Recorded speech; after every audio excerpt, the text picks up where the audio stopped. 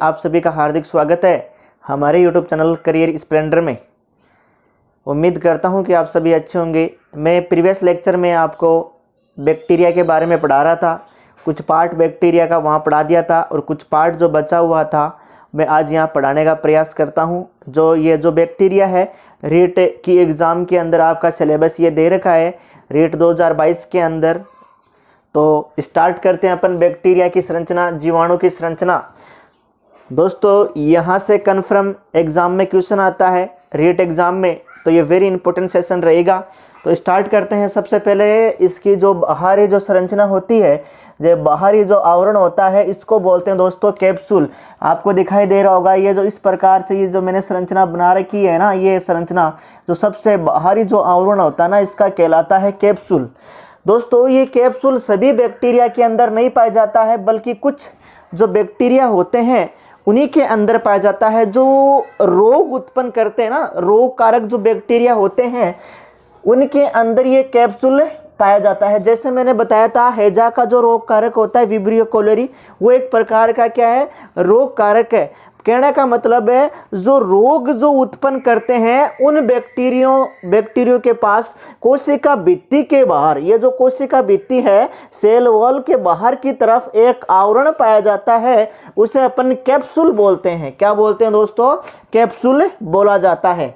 ये गोलाकार जो संरचना होती है कैप्सूल, ध्यान रखना एग्जाम में क्वेश्चन आएगा कि कैप्सूल कौन से बैक्टीरिया में पाया जाता है, तो आपका आंसर क्या होगा? जो रोग जो उत्पन्न करते हैं बैक्टीरिया, उनके कोशिका भित्ति के बाहर की तरफ एक गोलाकार स्ट्रक्चर, एक गोलाकार संरचना पाई जाती है, उसे बोलते हैं कैप्सूल। और जो रोग उत्पन्न करने वाले रोग कारक के अंदर है ये कैप्सूल पाया जाता है। इस बात का आप ध्यान रखना। जैसे मैंने एग्जाम्पल बताया है हैजा, किसका बताया है? हैजा।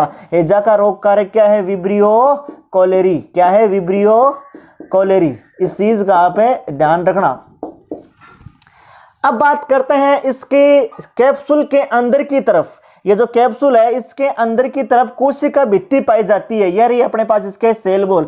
जब मैं आपको पढ़ा रहा था मोनेरा जगत, और मोनेरा जगत के अंदर मैंने बताया था जीवाणु और बैक्टीरिया, जीवाणु और वायरस को रखा गया है, और एक ये क्या होते हैं कि ये बैक्टीरिया कोशिका भित्ति युक्त, क्या बोला था मैंने वहां पर? कोशिका भित्ति युक्त, सेल वॉल युक्त एक कोशिकीय, यूनिसेलुलर एक कोशिकीय प्रोकैरियोट्स होते हैं। प्रोकैरियोट्स होते हैं। क्या होते हैं दोस्तों? कोशिका भित्ति युक्त क्या होते हैं? प्रोकैरियोट्स होते हैं। तो ध्यान रखना इसके जो सबसे, अगर ये रोग कारक नहीं है तो इसकी सबसे बाहरी संरचना क्या होगी? कोशिका भित्ति होगी। अगर कोई बैक्टीरिया रोग कारक है तो उसकी बाहरी जो संरचना वो क्या होगी? कैप्सूल होगी। तो सबसे बाहरी तरफ जो संरचना की बात करें किसकी, जो रोग उत्पन्न नहीं करते हैं, उसकी बाहरी संरचना क्या होती है दोस्तों? कैप्सूल। कैप्सूल के अंदर की तरफ क्या होती है? कोशिका भित्ति होती है। क्या होती है? कोशिका भित्ति, जिसे अपन क्या बोलते हैं? सेल वॉल बोलते हैं।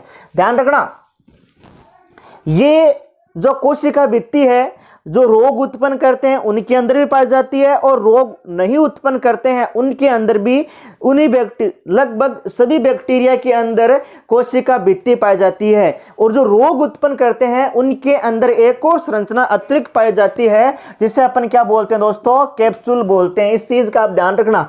कोशिका भित्ति के अंदर कोशिका झिल्ली पाई जाती है, ऐसे वलन के रूप में, इस प्रकार से जिगजैग लाइन के रूप में जो फोल्ड्स जो मैंने बना रखे हैं, इस प्रकार के अंदर आपको दिखाई दे रही होगी।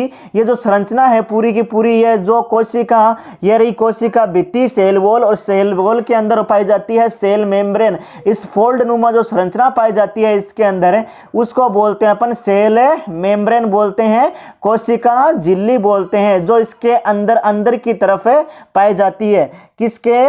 इस कोशिका भित्ति के अंदर जो संरचना पाई जाती है उसे कोशिका झिल्ली बोलते हैं, सेल मेम्ब्रेन बोलते हैं अपन। क्या बोलते हैं दोस्तों? Cell membrane. क्या बोलते हैं? Cell membrane. ध्यान रखना ये फोल्ड नुमा होती है, कई सारे इसके अंदर वलन पाए जाते हैं और इन वलनों के अंदर ध्यान रखना, इन वलनों के अंदर यहां पर जो मैंने ग्रीन जो पेन से दिखा रखे हैं वो पाए जाते हैं मिजोसोम्स। क्या पाए जाते हैं?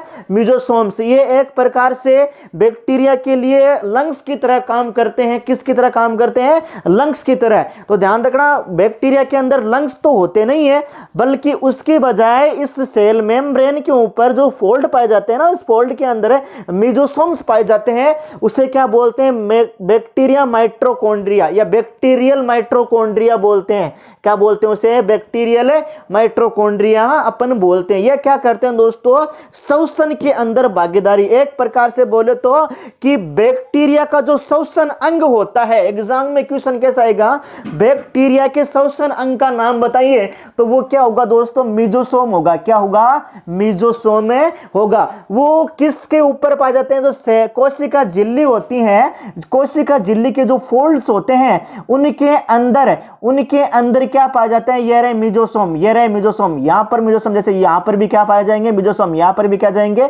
मिजोसोम। एक प्रकार से ये क्या होते हैं? बैक्टीरिया के श्वसन अंग होते हैं। अपने जो श्वसन अंग होते हैं वो क्या होते हैं? लंग्स होते हैं। मछलियों के श्वसन अंग क्या होते हैं? क्लोम होते हैं। और जो डॉल्फिन जो मछली है उसके श्वसन अंग क्या होते हैं? नासाद्वार होते हैं। क्या होते हैं? नासाद्वार।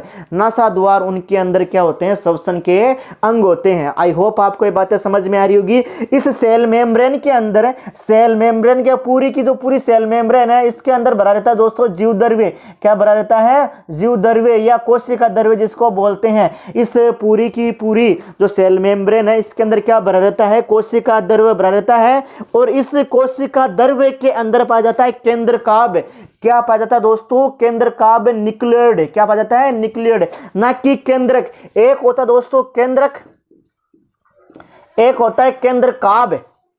केंद्रकाभ जब मैं नाम लूं तो आप ध्यान रखना केंद्रक तो होगा और केंद्र के चारों तरफ सेल मेम्ब्रेन या कोशिका झिल्ली नहीं पाई जाएगी। किसकी? केंद्र की कोशिका झिल्ली नहीं पाई जाएगी। कहने का मतलब ये केंद्रकाभ क्या होता? केंद्र के जो अल्प विकसित जो केंद्रक होता है, डायरेक्ट ये क्वेश्चन इस प्रकार से आंसर हो सकता है इसका। केंद्र के चारों तरफ केंद्रक झिल्ली नहीं पाई जाती है, उस संरचना को क्या बोलते हैं अपन? केंद्रकाभ बोलते हैं। क्या बोलते हैं? न्यूक्लियड बोलते हैं। ये एक प्रकार से अल्प विकसित क्या होता है? अल्प विकसित केंद्रक होता है जो प्रोकैरियोट्स के अंदर पाया जाता है। किसके अंदर पाया जाता है? प्रोकैरियोट्स जो जीव होते हैं उनके अंदर केंद्रक के अलावा एक और दूसरी संरचना पाई जाती है, उसको क्या बोलते हैं अपन? केंद्रकाभ बोलते हैं। क्या बोलते हैं दोस्तों? केंद्रकाभ बोलते हैं। और इस केंद्रकाभ के अंदर, न्यूक्लियड के अंदर मुख्य डीएनए पाया जाता है। मुख्य डीएनए का क्या मतलब है? इस मुख्य डीएनए के अलावा जो मेन जो डीएनए होता है इसके अंदर किसके अंदर पाया जाता है? केंद्रकाभ के अंदर पाया जाता है। इस मुख्य डीएनए के अलावा भी जीव द्रव्य के अंदर एक और डीएनए पाया जाता है जिसे वर्ताकार डीएनए बोलते हैं। क्या बोलते हैं दोस्तों? वर्ताकार डीएनए। और इसका दूसरा नाम भी क्या है? प्लाज्मिड। क्या है दोस्तों? ध्यान रखना, वेरी इंपॉर्टेंट है, वेरी वेरी इंपॉर्टेंट कि बैक्टीरिया के अंदर मुख्य डीएनए के अलावा एक और कौन सा डीएनए पाया जाता है जिसको अपन क्या बोलते हैं? प्लाज्मिड बोलते हैं। और जिसका दूसरा नाम क्या है? वर्ताकार डीएनए। दोस्तों ये वर्ताकार जो डीएनए है ना, जेनेटिक इंजीनियरिंग का, बायोटेक्नोलॉजी का मुख्य आधार है। अगर ये प्लाज्मिड नहीं होता, अगर प्लाज्मिड की खोज नहीं होती आज, तो जेनेटिक इंजीनियरिंग, बायोटेक्नोलॉजी का इतिहास ही नहीं होता। तो ये बायोटेक्नोलॉजी का जो मुख्य आधार है वो क्या है दोस्तों? प्लाज्मिड है। क्या है दोस्तों? प्लाज्मिड। ध्यान रखना, very important, very very important. यहां से क्वेश्चन बन सकता है रीट 2022 के अंदर। जेनेटिक बायोटेक्नोलॉजी का मुख्य आधार क्या है? जेनेटिक इंजीनियरिंग का मुख्य आधार क्या है दोस्तों? प्लाज्मिड होता है। इस चीज का आप ध्यान रखना। आगे चलते हैं अपन। इसके अंदर नेक्स्ट जो संरचना इसके अंदर पाई जाती है, कोशिका झिल्ली के अंदर जो जीवद्रव्य भरा रहता है इसके अंदर एक और जो संरचना भरी रहती है उसे बोलते हैं वोलेटिन की कणिकाएं। क्या बोलते हैं? वोलेटिन की कणिकाएं। ये वोलेटिन की कणिकाएं देखो यहां पर जो मैंने बना रखी ना ब्लैक कलर ऐसे डॉट डॉट ऐसे गोलाकार जो संरचना बना रखी है, ये गोलाकार जो संरचना बना रखी है, इनको बोलते हैं वोलेटिन की कणिकाएं, जो जीवद्रव्य के अंदर पाई जाती है। किसके अंदर पाई जाती है दोस्तों? जीवद्रव्य के अंदर, प्रोटोप्लाज्म के अंदर पाई जाती है। ध्यान रखना, वेरी इंपॉर्टेंट, ये फास्फेट का संग्रहण करती है। एग्जाम में क्वेश्चन आता है कि बैक्टीरिया के अंदर जो जीवद्रव्य पाया जाता है उसके अंदर वोलेटिन की कणिकाएं पाई जाती है, उनका क्या कार्य होता है? तो उनका कार्य क्या है दोस्तों? ये फास्फेट का संग्रहण करती है, फास्फेट जो होता है उसका स्टोरेज करती है। ध्यान रखना, वोलेटिन की कणिकाएं, वेरी इंपॉर्टेंट, वोलेटिन की कणिकाएं फास्फेट का संग्रहण करती है। और इसकी जीवद्रव्य के अंदर और भी संरचना पाई जाती है, जैसे पॉलीबीटा हाइड्रोक्सी ब्यूटेरिक अम्ल के कण पाए जाते हैं इसके अंदर। इस प्रकार के पॉलीबीटा हाइड्रोक्सी ब्यूटेरिक अम्ल के कण पाए जाते हैं। और ये जो पॉलीबीटा हाइड्रोक्सी ब्यूटेरिक एसिड है ना, इसके कण है जो ना, ये वसा का संग्रहण करते हैं। ध्यान रखना, किसका संग्रहण करते हैं? वसा का स्टोरेज करते हैं। कौन करते हैं दोस्तों?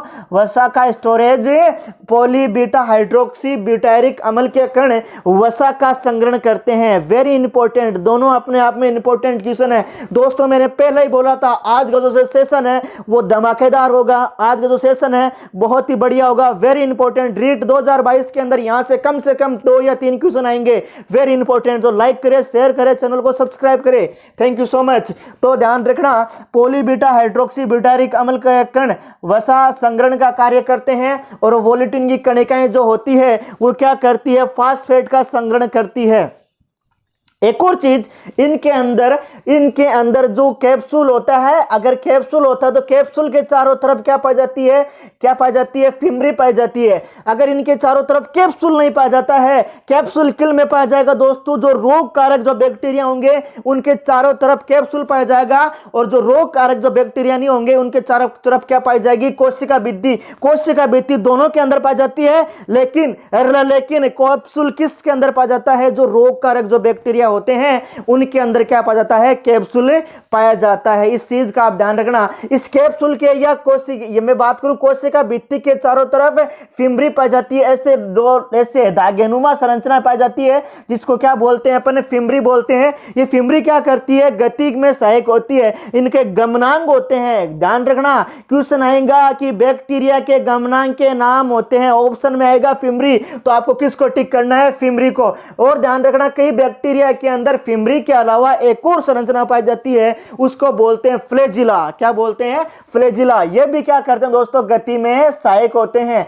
ये भी क्या होते हैं? गति में एक प्रकार से संतुलन का कार्य बनाए रखते हैं। तो ध्यान रखना कि बैक्टीरिया के अंदर 2 गति के अंग होते हैं। वो कौन कौन से होते हैं? एक तो फ्लैजिला होता है, एक क्या होता है? फिमरी होता है। आई होप आपको ये बातें समझ में आई होगी सारे की सारे। और ध्यान रखना, जो कुछ बैक्टीरिया में कोशिका भित्ति के बाहर पॉलीसेकेराइड से बना हुआ कैप्सूल पाया जाता है। अब ये कैप्सूल किसका बना हुआ होता है दोस्तों? पॉलीसेकेराइड का बना होता है। वेरी इंपॉर्टेंट, किसका बना हुआ होता है?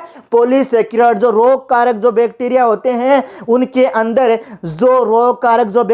हैं उनके अंदर पॉलीसेकेराइड्स का एक प्रकार से एक कैप्सूल पाया जाता है। यह कैप्सूल रोग कारक बैक्टीरिया में पाया जाता है। वेरी इंपॉर्टेंट लाइन, आप भले स्क्रीनशॉट ले लेना इसके जो मैंने नोट्स बनाए हैं। अब देखो दूसरी जो लाइन है, बैक्टीरिया में कोशिका भित्ति युक्त प्रोकैरियोट्स है। बैक्टीरिया कोशिका भित्ति युक्त क्या है? प्रोकैरियोट्स है। ये बात आपने पहले ही चर्चा की थी। बैक्टीरिया क्या होता है? कोशिका भित्ति युक्त प्रोकैरियोट्स होता है। और इनकी जो कोशिका भित्ति है, पेप्टाइडोग्लाइकेन के अलावा एन एसिटाइल ग्लूकोजेमिन और एन एसिटाइल प्यूमेरिक अम्ल भी पाए जाते हैं। कहने का मतलब इनकी जो कोशिका भित्ति ना, कोशिका भित्ति किस किस की बनी होती है? पेप्टाइडोग्लाइकॉन और एन एसिटाइल ग्लूकोज और एन एसिटाइल प्यूमेरिक अम्ल की बनी हुई होती है। वेरी इंपॉर्टेंट, तभी तो ये बैक्टीरिया हर किसी आवास में पाया जा सकता है। क्यों पाया जाता है? क्योंकि इसकी कोशिका भित्ति किसकी बनी होती है? पेप्टाइड ग्लाइकॉन और एन मतलब एन एसिटाइल ग्लूकोज एमीन और एन एसिटाइल प्यूमेरिक अम्ल भी की बनी हुई होती है। ध्यान रखना, वेरी इंपॉर्टेंट कि बैक्टीरिया की जो कोशिका भित्ति है, जो सेल वॉल है वो किससे मिलकर बनी हुई होती है? पेप्टाइडोग्लाइकेन और एन एसिटाइल ग्लूकोज एमीन की बनी हुई होती है। और इसके अलावा इसके अंदर क्या बताता है? एन एसिटाइल प्यूमेरिक अम्ल भी पाया जाता है। वेरी इंपॉर्टेंट है सर, वेरी इंपॉर्टेंट सर। आपने बताया जो प्रोकैरियोट्स है, फिर से मैं रिवाइज कर दूं कि बैक्टीरिया क्या होता है? एक कोशिका प्रोकैरियोट्स होता है और उनके चारों तरफ क्या पाई जाती है? कोशिका भित्ति पाई जाती है। और उनकी कोशिका भित्ति किसके बनी होती है? एक तो NAG, NAG का मतलब एन एसिटाइल ग्लूकोज एमीन, एक बनी होती है एन एसिटाइल प्यूमेरिक अम्ल भी पाया जाता है और पेप्टाइडोग्लाइकॉन भी इसके अंदर पाया जाता है। आगे चलते हैं। नेक्स्ट जो पॉइंट है, बैक्टीरिया कोशिका झिल्ली, बैक्टीरिया कोशिका झिल्ली लिकोप्रोटीन से बनी होती है। ध्यान रखना, जो इनकी कोशिका झिल्ली ना, कोशिका भीतर की तरफ, कोशिका भित्ति की तरफ जो आंतरिक जो संरचना है उसको क्या बोलते हैं अपन? कोशिका झिल्ली बोलते हैं। और ये कोशिका झिल्ली किसकी बनी होती है? लिपोप्रोटीन्स की। किसकी बनी होती है? लिपोप्रोटीन्स की बनी होती है। और इस कोशिका झिल्ली जिसमें कई वलन फोल्ड्स पाए जाते हैं, जिनमें श्वसन से संबंधित एंजाइम पाए जाते हैं, उन्हें क्या बोलते हैं अपन? मिजोसोम बोलते हैं। बैक्टीरियल माइटोकॉन्ड्रिया अपन बोलते हैं। ध्यान रखना मेरे देसी मतीरो, मेरे दोस्तों, कि इनकी कोशिका झिल्ली किसकी बनी होती है? लिकोप्रोटीन्स की बनी होती है। और जिनकी इनके अंदर कई सारे फोल्ड्स पाए जाते हैं, इन फोल्ड्स में मिजोसोम्स एंजाइम पाए जाते हैं, जिसे क्या बोलते हैं? बैक्टीरियल माइटोकॉन्ड्रिया बोलते हैं। और ये क्या होते हैं? श्वसन से संबंधित अंग होते हैं। किसके? बैक्टीरिया के। मुख्य केंद्र अल्प विकसित होता है, जिसे केंद्र काब कहते हैं। मुख्य केंद्र क्या होता है? अल्प विकसित होता है, जिसे अपन क्या बोलते हैं?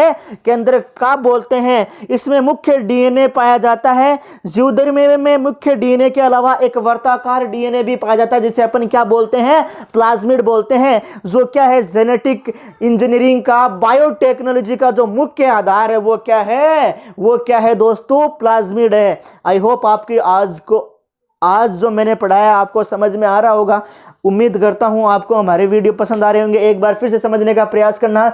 बैक्टीरिया की बाहरी जो संरचना होती है उससे क्या बोलते हैं? कैप्सूल बोलते हैं। और ये कैप्सूल सभी बैक्टीरिया के अंदर नहीं पाए जाते हैं। जो रोग कारक जो बैक्टीरिया होते हैं उनके अंदर क्या पाया जाता है? कैप्सूल पाया जाता है। और अरोग कारक बैक्टीरिया होता है उसके अंदर कैप्सूल नहीं पाया जाता है। उसके बाहर की तरफ क्या पाई जाती है? केवल कोशिका भित्ति पाई जाती है। कोशिका भित्ति दोनों के अंदर पाई जाती है, रोग कारक और अरोग कारक। लेकिन जो रोग कारक होगा उसके बाहर की जो संरचना क्या होगी? कैप्सूल होगी। इनके कैप्सूल के अंदर की जो संरचना उसे क्या बोलते हैं? कोशिका भित्ति बोलते हैं। और ये कोशिका भित्ति कोशिका भित्ति पेप्टाइडोग्लाइकेन के अलावा एन एसिटाइल ग्लूकोज और एन एसिटाइल प्यूमेरिक अम्ल की बनी हुई होती है। ध्यान रखना। और आगे चलते हैं कि इसके अंदर कोशिका झिल्ली पाई जाती है और कोशिका झिल्ली लिकोप्रोटीन्स की बनी होती है। और इस कोशिका झिल्ली के अंदर कई सारे फोल्ड पाए जाते हैं और इन फोल्डों के अंदर मिजोसोम्स एंजाइम पाए जाते हैं, जिन्हें अपन बैक्टीरियल माइटोकॉन्ड्रिया बोलते हैं। एक प्रकार से श्वसन अंग होते हैं। किनके? बैक्टीरिया के। और जीवद्रव्य के अंदर एक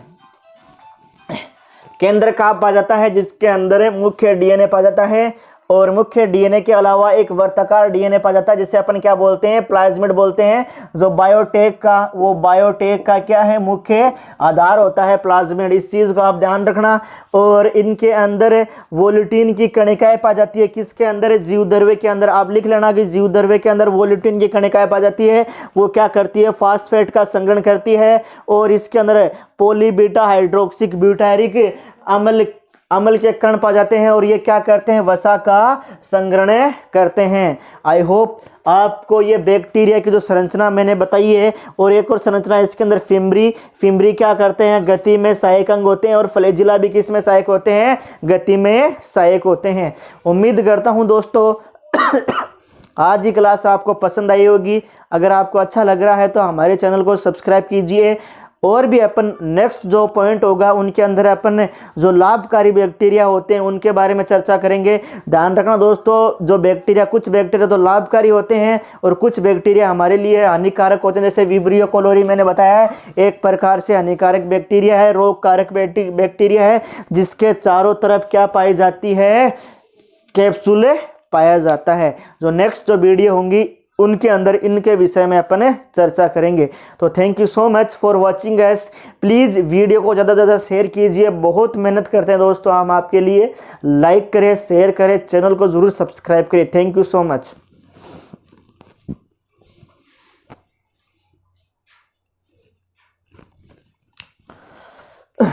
एक और बात दोस्तों, हमने प्ले स्टोर पर अपना एक ऐप भी बना रखा है जिसका नाम क्या है, करियर स्प्लेंडर। करियर स्प्लेंडर से अपना ऐप भी है, इसको आप डाउनलोड करोगे तो आपको फ्री में नोट्स मिलेंगे, फ्री में आपको वीडियो क्लास मिलेगी, सारा सिस्टम आपको फ्री में मिलेगा। तो प्लीज़ आप प्ले स्टोर पर जाके करियर स्प्लेंडर नाम लिखकर अपना खुद का ऐप डाउनलोड कीजिए। आप भले ही कम, एकदम बहुत ही कम MB खाता है, वो बहुत कम डाटा खाता है, तो प्लीज़ आप उसको भी आप डाउनलोड कर लीजिए। Thank you so much.